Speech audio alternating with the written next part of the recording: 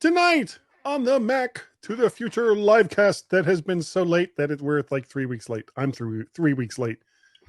There's finally a rest to all the false rumors about upcoming Apple events, but it took Siri to lay it all to rest. Apple's Spring Forward event was on Tuesday, and there's quite a bit of stuff, I say, to be announced. No big surprise, but that is going to be our focus this evening. So strap in and get ready for some Mac to the Future fun.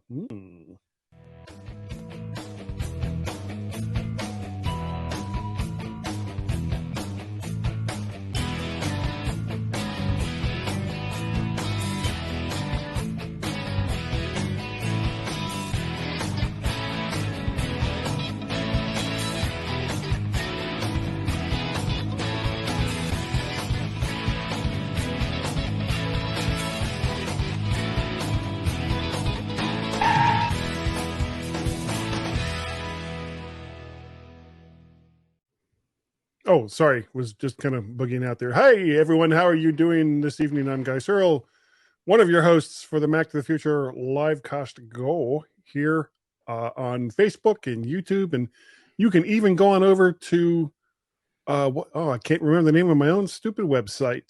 That would be vertshark.com. There's a link somewhere in YouTube or in Facebook. So you can go over and watch it there directly if you want. Though, for some reason, the comments aren't working, so you may as well stay wherever it is that you're at. That is just the way that I roll. And I am not alone in my torment. I have dragged along two other people, one of them being Mr. Warren Sklar. Hello there, Mr. Warren Sklar. How are you, sir? Who are you, and what am I doing? I'm sorry if you can't figure it out. Any break with reality at this point is your problem. I mean, I recognize maybe the face, but I don't. It's been so long, man. Hey, good to be back. And anything? You were just telling us you were going down. You're going down to Florida pretty soon. Going to Naples, Florida, a week from tomorrow. If there's no rioting, hurricanes, or whatever else could happen. We'll be traveling. Huge, giant, mutagenic palmetto bugs. That would be an improvement over what. No, do you know what a palmetto bug is? If you know what a palmetto bug is, that would not be an improvement. They sound delicious. They are not. We are also joined by Mr. David Ginsburg. Hello there, sir. How are you? Doing well. Thanks for accommodating my work schedule. I unfortunately had to do a little bit of work at the half hour here, but glad to be here. And I wanted to make sure I corrected you. So it was Apple's Spring Loaded event. Yeah, isn't that what I said? You said what did I say? Spring Forward. Oh, I said Spring Forward. Well, it was Spring Loaded. I'm an old man, so I'm over 60 now. They did a Spring Loaded last spring. Ashley, that was your thing. Okay. Well, gotta get rid of Dave's lower third. I am in such a professional mood tonight. Yes, I am. Yeah, I missed Chuck's big thing. Yeah, yesterday. we had a quite the extravaganza. It was almost 2 hours, wasn't it? 2 hour after show, 2.5 hours. Wow. Yeah, I would join more, but that's a marathon for me. I it's interesting, but that's too much work. I love doing that show because there's so many people there that are just so much fun to talk to. But by the time I got home from work, it was after 7:00. And by the time I ate and everything else, it was like, and I did stop in. I did stop in and see what you guys are up to. But I just was not up. Yeah. I just wasn't up to do it. So, but we're going to talk about a lot of the same stuff tonight. Same stuff tonight. As a matter of fact, this is what people are going to be talking about for the next week or so, I'm going to guess. Probably most of your Apple-centric podcasts. Talking about this for years, not just for a week. Well, I mean, for this event. There's always new stuff. There's always new stuff. 20 years ago when that Mac came out. Remember when that thing happened and people said, "Yay!" I was there. That was exciting. Something about that. Where's my pudding? Anyway, Get off my lawn. Get off my lawn.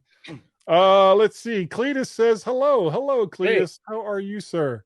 Cletus. And I'd like to say, Derek, I'm sorry. It's been such a tough week. And Cletus has no idea. So there's our comments so far coming in tonight. So kind of typical there. So they had the big event, and I'm sure you guys watched it. I was part of the reason why we didn't have a show last week was because I was leaving the next morning for North Carolina, and we just got back Monday night, which meant that Thursday, Friday, and Monday there was nobody doing most of the stuff that I do at work. So when I came in last night or yesterday morning, it was like, bam, lots of stuff to do. So I mean, I actually kind of looked up from the clock and it was like 1:30. 1:30. Is there something going on that I was like, oh crap, the Apple event, and trying to find a way to go back to the beginning of it to watch was almost impossible. I had to wait until really, catch it midstream and then go back and watch it again. Half hour, you only had to wait. The stream was there on YouTube right away when you could watch it, pretty much right after. I was at work and our internet at the building was down for the morning, and I was able to not have to do much because I do IT work. So I'm hiding in there, and the power's out, and they said it's not coming up till 3 p.m. Eastern time, and the keynote's at 1. So I'm like, all right, this is good. I'll just hide. We had internet, and I could do a few things. 1:45, the power jumps up. So you couldn't watch anything? No, I made a decision, and I made the right decision. An executive decision. I was going to say an executive decision. When my boss emailed me and said, "Is the power back up yet?" I'm like, "Yeah, I think it might." No. Well, this was after 2. Like it was just ending, and she was emailing me. I'm like, it might have just came up, I think. So I watched it. So just lie. They're not going to know. I decided it was time for another reaction time episode with Mr. Mike Potter, and Chuck was with me as well. I thought doesn't Mike do those on his own? He does with his own podcast, or was it like a combined thing that you guys did? Well, I simulcast it, so it's published in my feed. So because I listened to it, and we had some good reactions. So I just 2 or 3 comments about the live feed. It's definitely more for the podcaster, because it's if you're a tech guy, you're listening to the feed, because that feed you couldn't not pay attention to. Right. I mean, so that's hard to do. But it is a lot of fun listening to you guys predict right before the show. Yeah. And like Mike said, if it's an M1, I'm not buying an iMac. And at the end of the show, like, well, it's an M1. I'm probably. And then he got convinced later. Yeah. So. I'll buy one. The good thing was I had I had the Apple event on my TV next to me here on my Apple TV, the event. Then the middle, my other computer here, I had M1 cranking, and I had TweetDeck going, and I had feeds scrolling like crazy here. So I was just information overload here, and then doing the show. So, but the good thing is on the Apple TVs you can turn closed captioning on, so I didn't have to have the volume up, and I could see what they were saying. So, speaking of podcasts, that was the one thing for whatever reason that I didn't put into the show notes. And so, do either one of you have anything to say about the either the new podcast app or speculation on what Apple's going to do with? I guess they're going to pay podcasters. Yeah. So first off, they being a podcaster, they did shut off iTunes Connect and converted it to Podcasts Connect, I discovered. So I said, well, where's my account? And I don't see my feed. I'm scared. So I went and went onto the site, and I just, you got to sign in. Okay. And then they said, well, you got to register. I'm like, really? Okay. Weren't you already signed in? I was signed into the iTunes Connect. This is the Podcasts Connect. They've moved, again, they make some more changes. So, and then it says it's completely impossible to just take your current information and put that onto a new URL. Not Apple. Can't be done. So I signed into the account, and then your information in your account will sync in a few hours. I'm like, what? Are you kidding me? why would it take that long? So I waited, and then probably, a few hours later, probably 5 or 6 hours, I checked back again, and wow, there's my feed. So, but it's not 100% yet. They're still working on it. And the podcasts, it's calling Podcast Plus, I believe they called it, was going to be the, you're going to have the opportunity to be like a Patreon type of deal where you can get some reward for people listening and do some extra content, that kind of stuff. But from what I saw is it's actually going to be as part of the developer beta, so you have to have a developer's account in order to be able to access it at first. But eventually they're going to start bringing it on, and then it's going to be similar to like what a Patreon does, where you can get special episodes. You could do all kinds of that stuff. But of course, Apple's going to take their 30%. So,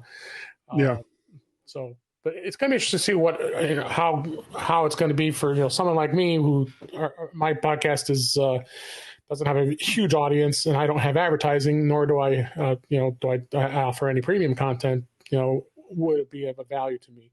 But guys like Dave Hamilton and Mac Geekab and those guys, they're, Dave, of course, with Backbeat Media, they're definitely going to be already. I'm sure they've already been exploring it and going to look at some ways to have some donations through Apple as well. Okay, I guess that doesn't really affect you, Warren, since you don't have a podcast. I don't even know what a podcast is. So yeah, he just was randomly pushing buttons on his keyboard tonight, and here he is. You and Dave sent me links, and I just click them, and then there you are. So then I talk. And then the only other announcement that we don't have on here, I could be brief on, is the Apple Card. They announced the family sharing, so you now, like, if you have you and your spouse, which I had right now, but we're going to keep them separate. It's going to get you the ability to now merge the accounts into one. You would get combined credit lines, and you would have the whichever account had the lowest APR, you get that for the one account. And then you share it, as well as they added the availability of being able to have for family sharing for kids. So if you want to put allowances, they can use the credit card, but it's up to a point using Apple Pay and such, and then you can. But they have to be part of your family sharing plan in order to be able to have access to it. So, well, my kids are in their 20s; they're not getting anywhere near my credit cards. Right. This is going to be younger kids. Yeah, no kids that are out of the house. So. Yeah, they that was always it. I love my kids, but no. They also changed the algorithm, so there was the big issue of women not getting credit cards because their credit score is tied to their husbands, who make the purchases and sign their names and stuff like that. In my case, I think it's the other way around, which is crazy. In my case, it's definitely the other way around. Yeah, I was going to say. Yeah.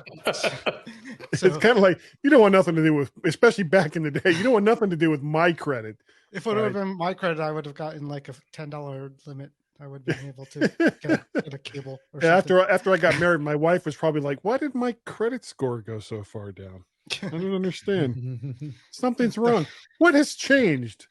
I would say in most cases, being less tied together is better. But in this case, less is more. In this case, I might, she's take her credit score, don't take mine. Yeah. I could only do bad things with it. And of course, I can't. I cannot. What's the word? I can't really blame her because she's now retired and has been for like 7 or 8 years, and I'm still working. So there's that. All right. Let's go into the hardware. Let's talk about some hardware here, guys. Yep. First off, AirTags are actually a real thing. AirTag. AirTag. Yep. $29 for one, or you can get 4 for $99. So go out and buy a buttload of them, because I guess you save money that way. And it's to track your stuff. Battery powered and will supposedly last a year. It's not rechargeable with normal use. Or there's already a bunch of like pricey leather tags, some of which I think are more expensive than the AirTags themselves. That you can fit one inside. Yeah, isn't that nuts? Yeah, even the Apple one is $35. The Apple one. It's like why am I bothering to get the AirTag? I'll just get the little leather case for it and make people think I have one. Oh, I don't take that. He's got that tagged. You'll get busted. Yeah, you I don't want that need on my luggage because someone will steal it. Yeah. You don't need the case. Just get like double-sided tape. And stick if it someone wherever you want. stole an AirTag, I mean, at $29, it's like hardly even a crime. The tag is not the deal. It'd be the what Hermes. it's attached to is with the problem. Yeah, the Hermes well, luggage tag would be the one. That, Yeah, you'll find the little tag like tossed into the trash, but you'll never find the little leather case for it because they know that you can track them, so they're not going to keep it. Wrapped it in aluminum foil. So the way it works is you use the Find My app to search for them. They can be triggered to play a sound. So if somebody does take your stuff, just have it like constantly beep and it'll make them nuts. Typically connecting through Bluetooth for short range. They can also connect through other people's iPhones if they have Find My enabled, and that's opt in, without sharing any personal information. Pre-order on Friday, April 23rd, and it's supposed to be available in stores on April 30th. So Friday, you can pre-order, and the next Friday after that, you can actually go and start buying them if tags are a thing that you're interested in. Dave, why don't you take the next one there? Wait, yes. You can't talk about who's buying tags. I'm buying. Yeah. tags. Well, okay. Tell me. Let's talk about the tags. Okay. Yeah, I'm buying them. You can talk about the tags. Yeah. And I wanted to get a little detail of what it does, and with the precision finding they were demonstrating, which was really cool. Utilizes the U1 chip that's on the iPhone 11, iPhone 12, which is really cool. Go ahead. Did you see the sofa ad? Yes, that was the best. That was so good. Except Dave watched it without sound, but it was still pretty good. No, I watched it back later. Don't worry. That was really cool. I'm gonna get the tags with the 2 leather holders for my dogs as their collar. Put it on their collar. They have a cheaper leather one, right? I think it's like what, $50 or whatever it is, or no, don't they have? They have a $35 one. Belkin has a plastic one out there for $11. Yeah, Belkin's like $12. Yeah, Apple's selling that. I mean, come on! There's already knockoffs on Amazon. Yeah, $5. Yeah, it's a piece of friggin' plastic. Why is that $11? Just because it's going to have an AirTag in it? This, and the thing is, there's a limited amount of time that people are going to spend that kind of money for that crap. Yeah, seriously. They're going to be coming out from Wish.com and every other cheap Chinese website that you can think of, and they'll be 4 for $1. Yep. Oh, yeah. The holders you're talking, the accessories? Holders or not the AirTags? Oh, not the AirTags. I'm talking about these holders for $35 for Apple's leather. Always, when they release a new product, or any product, they when it's new, they sell their own expensive stuff first, and then, their cases are $50, and it's $80, and you could get 5 cases for $1 at Wish.com. So I mean, that's just the progression of things. It's the same when a new phone comes out, when a new iPad comes out. Your only option to protect a cover is either to wait for Amazon to get them or buy something expensive from Apple. Okay, but if you're talking about a phone, a phone is a $500 to $1,500 investment. So spending $70, $80, $90 on a nice leather case or whatever for it, not a big deal. But when you've got an item that costs $30 and you're going to wrap it in a $35 little leather case, I think that's ridiculous. I'll say for the Amazon knockoffs are $5. Yeah. Apple Watch, not this one, but I got it secondhand, but I got the Hermes. Not the Hermes, but you could do that too. But I got the Link one, which is $400 something. So I mean, I got one that's got a little clippy right there, and I think it cost me $25. I'll stick with the loop, thank you. Yeah, I got my loop on today. Loving it, my green one. Yeah, it's very comfortable. But yeah, so anyways, the point is, they Apple does this. They release expensive things, and now that Hermes is involved, they'll do it with the watch, and they'll do it with this, and then every week or so, you'll get new stuff. And just let's quickly, just a couple things, other things I wanted to mention. The personalization is going to be free. You could put all kinds of icons, so let's spend time on that. The battery life is a year, and it is a user replaceable battery. The battery that's in there is the wafer 2032, 2032, which is very common. So it does have Siri support, which is great.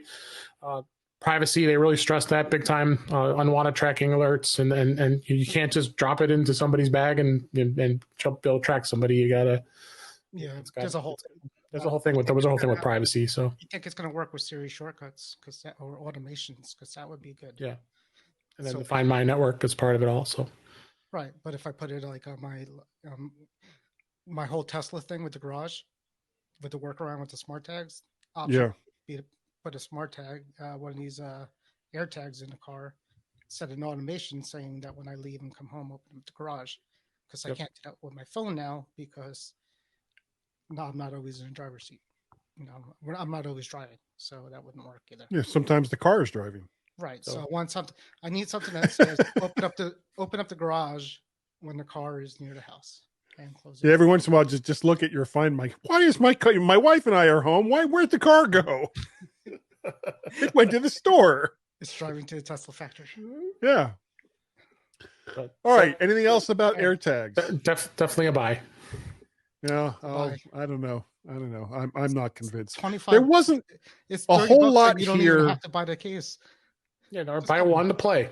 I usually get like really super excited when these events come on. But as they were going through all the various things, I mean, there was stuff that was like, yeah, boy, that would be really great. And it's like, wait, I just bought one of those, or I've got one here's a little working secret. really well. Every time somebody activates one, there's a big wall on Tim Cook's office. Got another one. And he's sitting there and saying, and he pulls his mask off.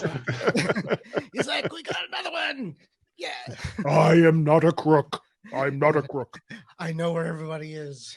He's going to be like the guy, Professor X, with the big wall. Yeah. Never sees. Well, I'm not saying that Tim Cook is Richard Nixon, but have you ever seen them together? That's all I'm going to say.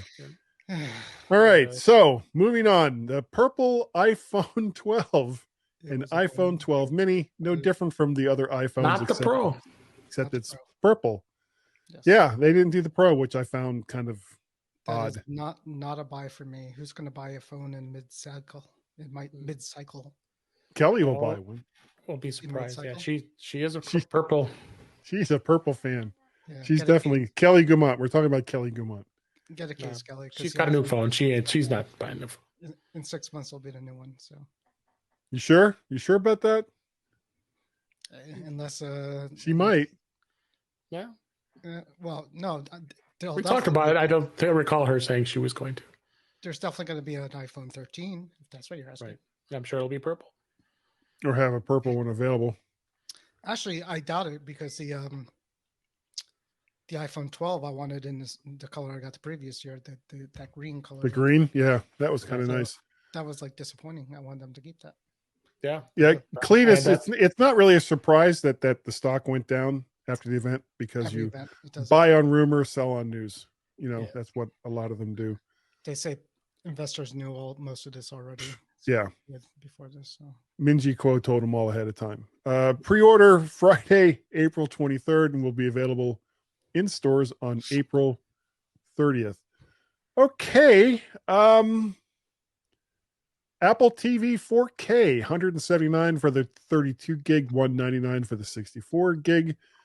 Besides the surprise to me that it was updated, and I remember this is one where I really was very wrong. I thought they were never going to update this thing again. There's a number of features to set it apart from its earlier brothers. This is actually kind of cool. Color calibration through your iPhone. And they demoed it in the event, and basically you just walk up to your TV set, you link your phone and the Apple TV, walk up to your TV set, hold it up there, and it just kind of scans the room and says, oh, okay, this is best. And there it goes. So I thought that was kind of cool. The processor jumped from the A8 to the A12, which that's a big jump. Yeah. I'm almost surprised they didn't put an M1. It's like, let's just put M series in everything. Why screw around? Just put it in everything. What's that? The Apple The toilet, it gets an M1. They all get The AirTags have M1s in them. What the heck? You hook up a Oh, monitor. Siri thought I stop talking to me. Siri, stop it. I must have said something to trigger her because all of a sudden it was like, I'm sorry, I didn't catch that. It's like, I'm not talking to you. I'm not talking to you, Siri. All right, Apple TV. Apple TV. Pass. So, and a brand new remote that is said to not suck.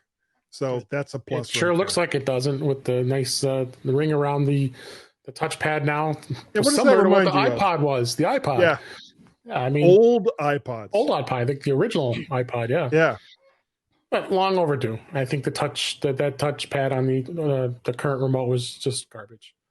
And a power button. And a power button for the TV. For the TV set. The one thing that they still haven't really addressed, and they expect people to just go out and do it themselves. One of the things that the Apple TV is going to be good for, as compared to its app brothers, is arcade. But the old Apple remote sucked for games, and I don't imagine that the new Apple remote will be much better for games. So don't want to use Joy. Do you want to use the you'll have to go out and get game controller.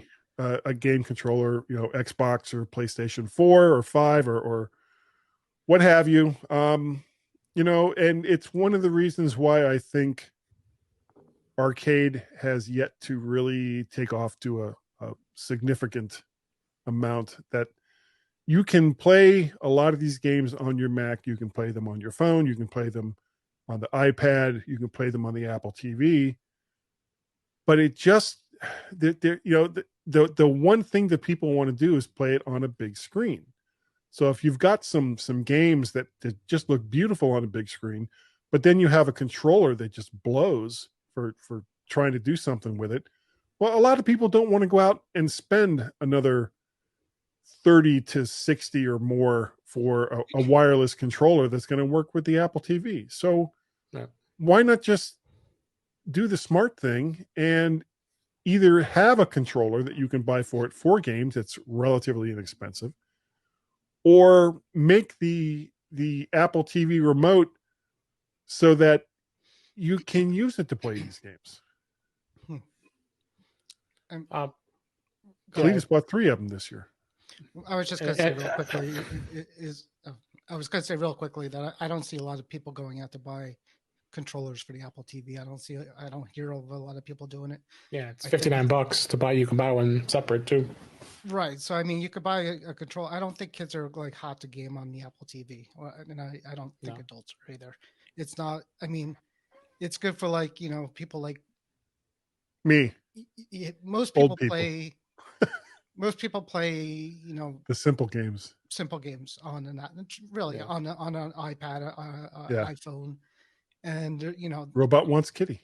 Yeah, I mean, Oregon Trail. You could play like that thing that was released on the arcade. That's more involved, but I don't. I'm sure a few people do. Yeah. So I don't know. I think aren't the Jack games available for the Apple TV? Yeah, they are through the App Store. Yeah, we want that. Okay. See, now those are the kinds of games that, and Cletus says that for the family, for the Apple TV. I said everybody has their own iPhone as a controller.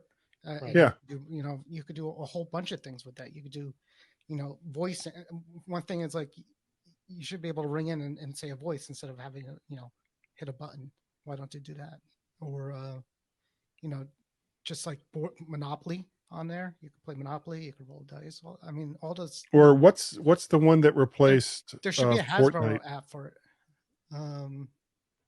With the guys in space that try to kill each other. The spy. Who's a spy among us? Among Us. Among Us. Yeah. Among Us. That's it. Yeah. My son Peter loves that game. My son Jacob liked it for a minute. I have tried to play it on the Mac, but they have yet to make the controls for iOS and iPad OS games on the Mac work for crap. There's no commonality. It's different for Drug Wars? Every single game. Go ahead. Remember Drug Wars? That's like the game we used to play, all of us. Drug Wars? No, I lived it. I lived it, mister. Do you remember that game, dude? 70s and 80s. I don't remember that game, no. It was like, it was text-based, and it was on the iPad, on the iPhone to start. And Oregon Trail. Oregon Trail came back. Yeah. And I'll find it. But you have died of dysentery. I mean, overdose. Basically, you buy and sell drugs, and it's like, if you do this, then somebody shoots you. There's the family type game that Apple wants to push on their platform. I'm finding it. Couple other items I want to just bring up real quick. Go ahead. I did the screenshots of their grid, so I got all the information in front of my eyes here. Wi-Fi 6, so you got that, which wasn't on the old one. Smart Home Hub is now enabled, so you have your Apple TV can be a Smart Home Hub to manage all your things through Home. Mm-hmm. AirPlay now is now in Dolby Vision, so you'll have some real good quality sound. And then this is interesting. It says private listening, and I have this feeling you can use your AirPods and be able to privately listen. And I believe it's going. I have to find out what that is, but I'm thinking you can listen, and then others could be in the room too, and you have it just for yourself. But I'm not 100%. Or your wife is trying to sleep or whatever, and you just got it. Listen, well, it had Bluetooth support before, right? But interesting. I have to look that up because I see that on there, and I thought maybe it could be that allows you to be able to private listen, and then others can listen as well. I don't know. Hard to say. Probably just what they already had originally. Okay. Yeah. Well, all this will come up especially once these things are released. Yep. Next one. We did say when they were released. It's pre-order April 30th. Right. And available in stores at some point in May, probably after the second week in May, is what some of these other ones are saying. Right. The iPad Pro is new, starting at $799 for the 11-inch and $1099 for the 12.9-inch. Has been outfitted with the same M1 processor found in newly released Macs. It has a better camera, 5G connectivity, which was if you get it with the cellular option, which I have for almost every single iPad I've ever bought. Mm-hmm. Thunderbolt connectivity, so Lightning goes away and they switch over to Thunderbolt. An XDR liquid retina display for the 12.9-inch model, and up to 2 terabytes of storage. And that's some serious storage. Serious money too. Oh yeah, for all the video conferencers in the world, which is really all of us now, there's Center Stage, which not only tracks your movement to keep you aligned in the center, but will reorient automatically if someone else comes on screen. It works with. They have a new white magic keyboard, and it'll work with the older versions as well. Apple has played kind of loose with specs with the iPad in the past, but because the iPad Pro now uses the M1, we know exactly how much RAM and number of processors that are available. Pre-order April 30th, and will be available in stores probably middle part of May. The RAM is going to be the base space is 128 gigs, 256, 1512. Those have 8 gigs. You go up to 1 terabyte and 2 terabytes, 16 gigs. If there was one thing that Apple released in this event that would tempt me, it would be this. And if I didn't already have a 2018 iPad that I got from, I don't even remember. I got it from somewhere. I can't quite remember. I bought it from B&H. Oh, that's right. Oh, I was thinking, I was like, did I get that from Warren? No, I got that from B&H. At actually for a discount. I got a really good discount on it too. But I can't even imagine, because if you go to Apple's website and you try to figure out how much these things are going to cost, you can't. Especially because you can't put all you can see what the base prices are for all this stuff, but you can't see what it's going to cost for all the extras. Though if the Mac Mini and MacBook Air are any gauge, you're looking at like $200 for each upgrade, which means that went up to like $200 from $130. Yeah. But it is, hey, it's 5G though. Yeah. Well, that's what they say, because it's 5G. They can charge a premium for it. It's actually, but I mean, if there was one thing that would tempt me to go and get one of these new products, it was the this right here, the iPad Pro. I can't justify spending the 2K plus for it though, when I have a perfectly good Dave and I are in the same model situation right now. So we're in the 2018. I'm really close.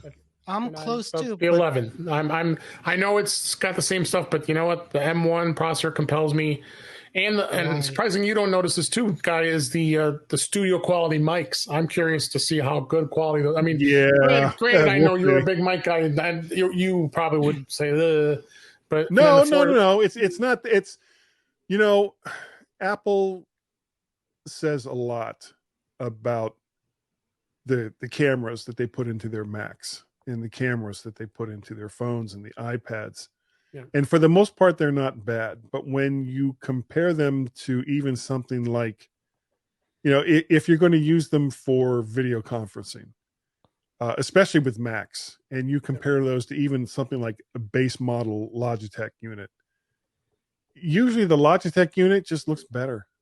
I'm sorry, you know. So if Apple is going to sit there and tell me that the camera that they have built into Mac A, B, or C is now, hey, it's 1080, it's like, well, yeah, you know, so is the 920 that came out 6, 7, 8 years ago. 2 years up from what they had been. Yeah, it doesn't impress me. And they sit there and tell me, well, we're going to put in, you know, not 1, not 2, but 4 microphones. And it's like, yeah, but they're like about that big. So I'd be curious to hear how it sounds. But the other good thing with this iPad is the dimensions are exactly the same as the old mouse. So I have Magic Keyboard, no problem, it'll work. I've got 2 cases, will work, no problem. So not have to I don't spend money on cases. Excuse me. The dilemma is for me is, if I'm going to do it, I'm going from the 11 to the 12.9 because that's what I wanted at this point. That's not my budget. That's why I'm not. Well, I mean, I could. That's the only reason I would do it, because I can't see it. I can't see justification going from the 11 to the 11, the new one. Well, but the thing. I have all these accessories now for the 11-inch too, so that's a pain in the butt. So, you know, I really got into the idea of using the iPad as a second monitor for sidecar in situations, but I still use it for other things. So having a 12.9-inch screen would be better for me at this point. I don't use my iPad that much otherwise. I'm pretty close. If you're going to use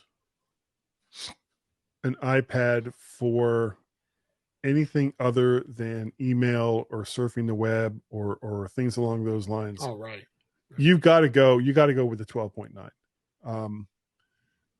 I have used iPads to do podcasts. I have used them to edit video. I have used them for, and not even my current one. I'm talking about like 2013, 2014. I was doing that back then, and it was a royal pain in the ass. And it's gotten much better over the years, but because you're switching, especially if you do a lot of video editing or you do a lot of audio editing, you get used to a certain way of working. And to go from a magic trackpad and trackball or mouse and a keyboard to doing everything on screen where you've got to start touching around to all the different things, you know, you're talking, it's a completely different user interface, and it slows you down. Unless that's what you're doing all the time, and I don't. So the fact that you can get it with up to 2 terabytes of storage, and the fact that it's got an M1 processor, which is like crazy powerful for a device this size, this is getting closer and closer to what I've been talking about for a long time, where not only is the iPad your only computer, it's the thing that you plug into, and then you have it on a bigger screen with a dock or what have you. I don't think we're that far away from that. I mean, they're already the convergence with them going to the M1 for iPads, and how much longer will it be before they do the same thing with iPhones? It's one more step toward that computer in your pocket is your only computer.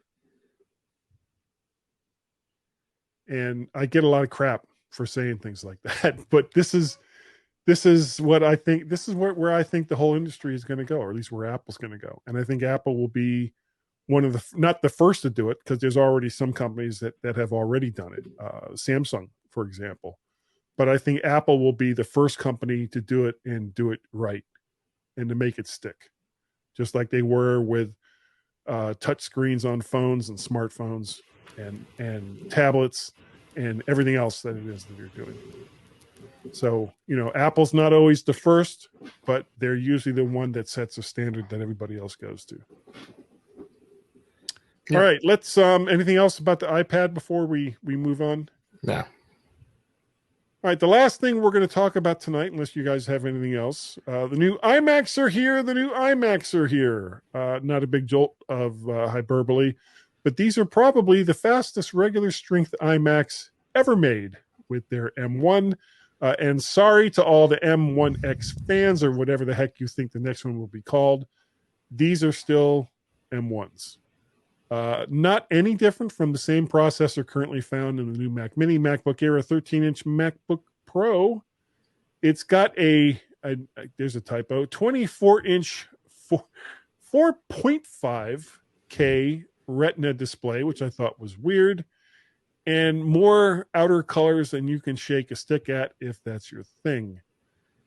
Somehow, some way, it's a little bit thinner, even though it's at about its limit to still include Thunderbolt ports and other ports on the low end.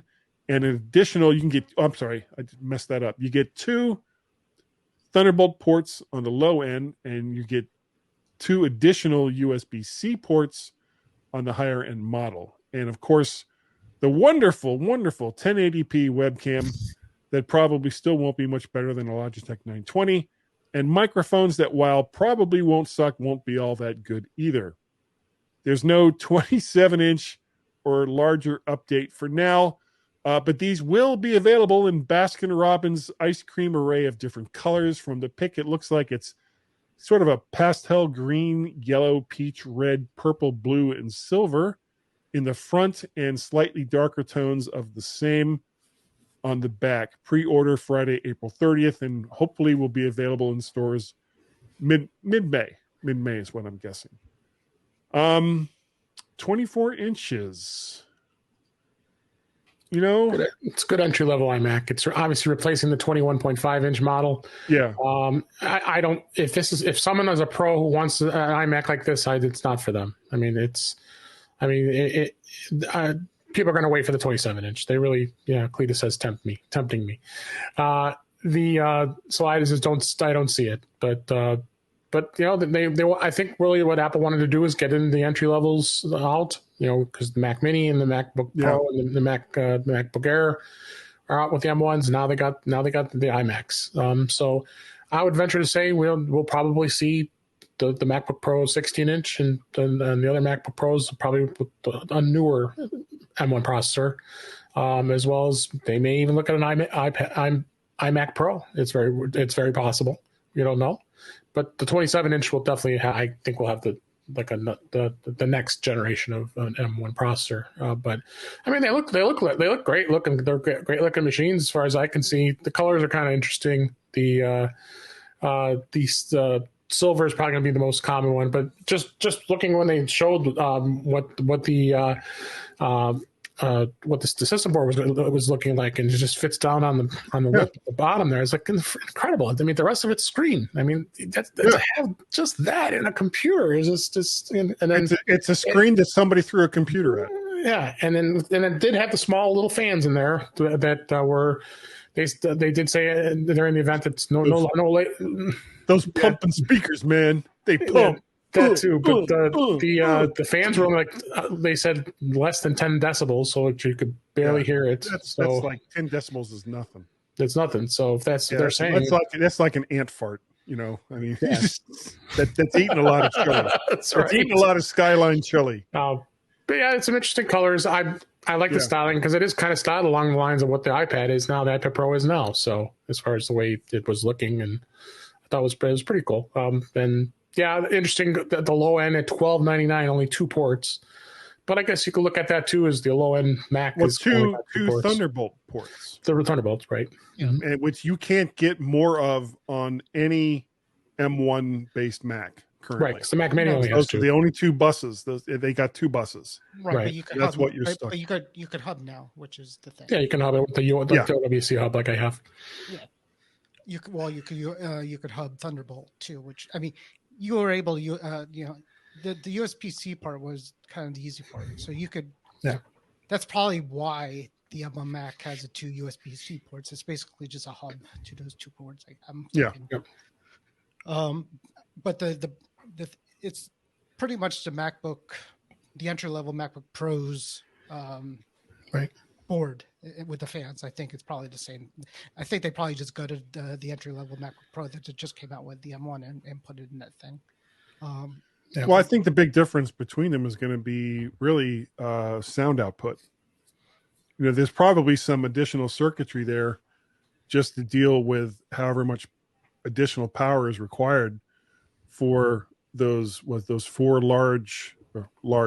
I say large, but large within that enclosure speakers, the 2 on either side.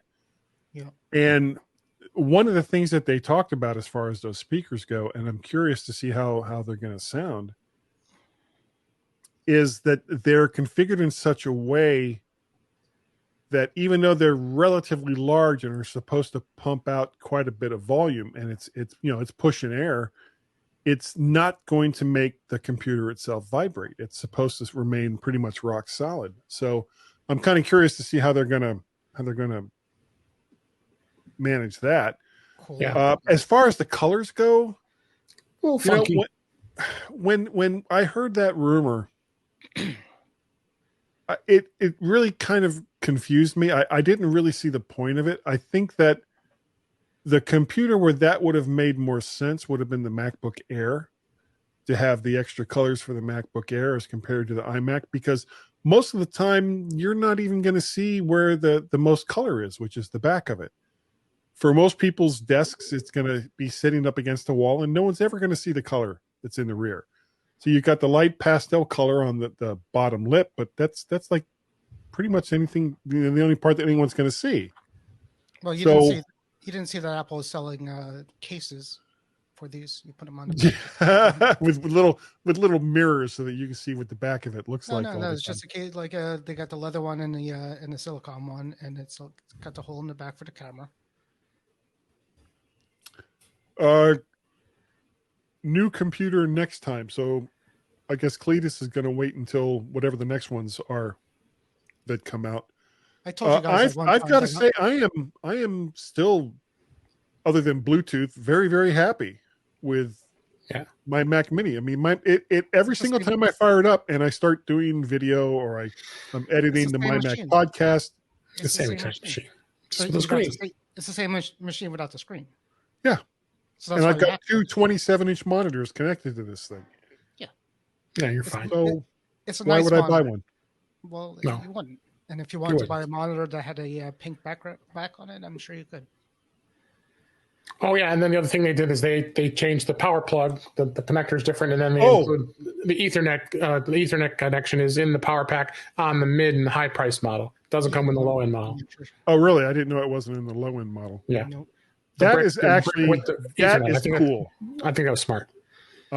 What I kind of wish they had done was include like a couple of USB ports, or if you're going to have a big ass power brick anyway, and the thing is about yay big, right?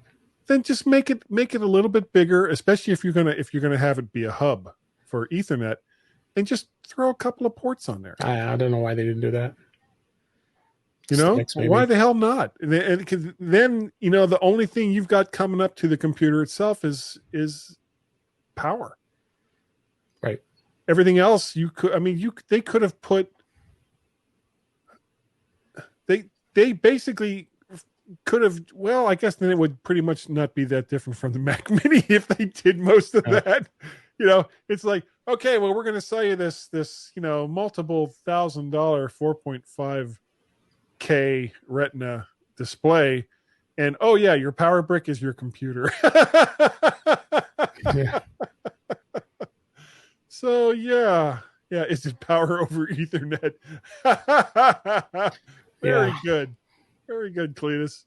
But do you guys have any other thoughts about any of the stuff that happened? Well, one thing we didn't mention is the Touch ID on the Magic Keyboard that comes with the iMac. We forgot to mention that. Yeah. That's pretty cool, and it's wireless. It's wireless with the Touch ID. Yeah, I was very impressed with that.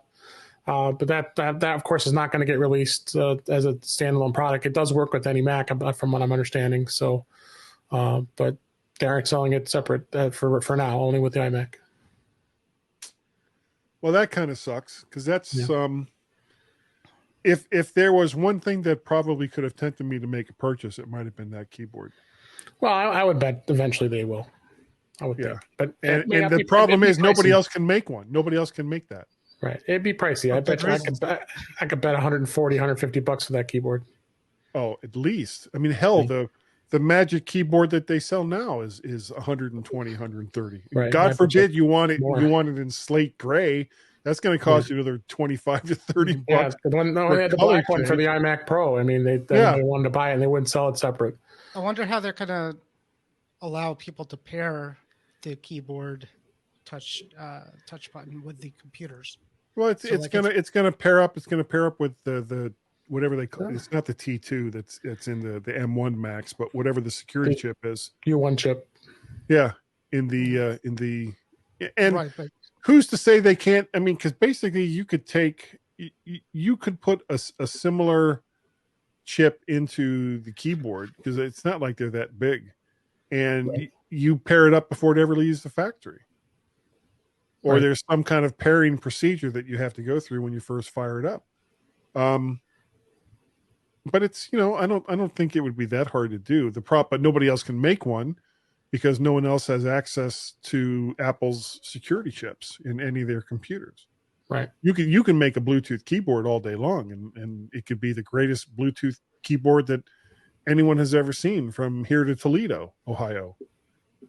But it won't work in the same way, because you won't be able to pair that with any kind of Touch ID. Well, the whole thing for this is, you know, security. So you don't want other people making this kind of stuff.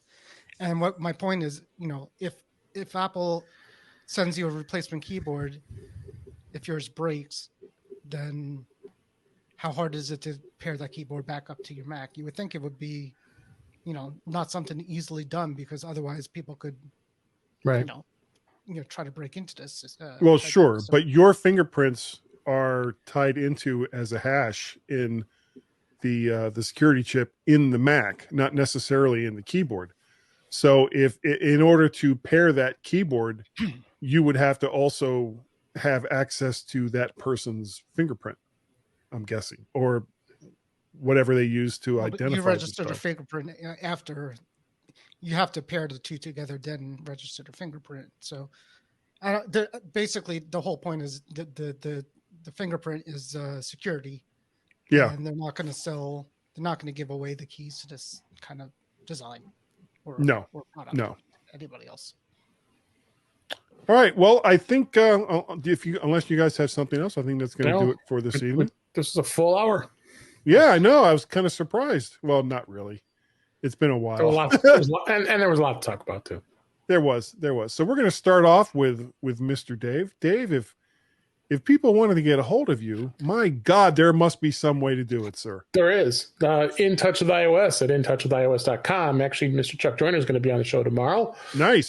You also find me. Tell him he needs to cut down on the time of of that Tuesday show, whatever the hell is that called. Speaking of that, Mac Voices Live on Tuesday nights on YouTube, which is really a lot of fun. It was a lot of fun, but it's been a marathon, and not only is it 2 hours, it takes him. He has to slice and dice it. Some of the shows aren't even being released until a few weeks later here because he had to get this event out. So. And you can find me on Fridays, usually on the Mac Show on the British Tech Network, and you find me here, and you find me at the Suburban Chicago Apple Users, president of that group, and you can find me on Twitter at DaveG65. Thanks for having me, as always. Hey, it was great to be had. All right, Warren. Deer in the headlights. How can people get a hold of you, sir? I just follow you guys around. I understand. Look for Dave. Look for Guy, and you'll find me. Wherever we go, however we go. Hello. And if you would like to get a hold of, where is it? Here it is. If you'd like to get a hold of me, email address is guy@mymac.com. You can find me on the Twitters. I am Mac Parrot and Vert Shark over there on the Twitters. If you'd like to contribute to my ever growing sickness that is my microphone collection, along with it is a disease. It is my SM7B. Why I bought an SM7B, I don't know. I've just always wanted one.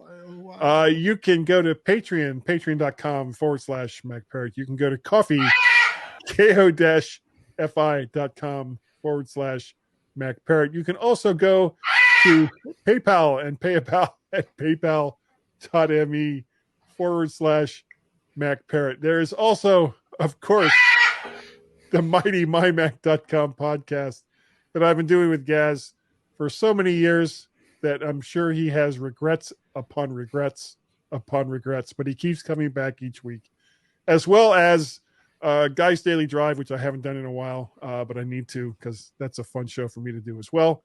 And I just do it while I'm driving to work. So how crazy is that? But I think that's gonna do it for this evening, guys. Thanks for being here. We really do appreciate it. And we will see you all, hopefully. Oh, make sure tomorrow night you go and see Dave and Chuck Joyner and who else? Anyone else? That guy. No, Warren's not going to be there. Oh, tomorrow you'll leave? No, tomorrow I'll be there. Tomorrow. Okay. I thought, okay. Well, tomorrow it'll be Chuck Joyner tomorrow. And Warren and Dave. I'm pointing at my screen, and I don't know why because it doesn't make any sense. But they're all three of those guys will be there, and it'll be a good time. So make sure you go and you catch them there.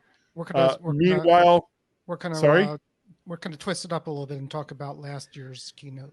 Yeah, that'll just totally screw with people's heads. Yeah. We will see you all next week, right here on the Mac to the Future Livecast. Go. Bye.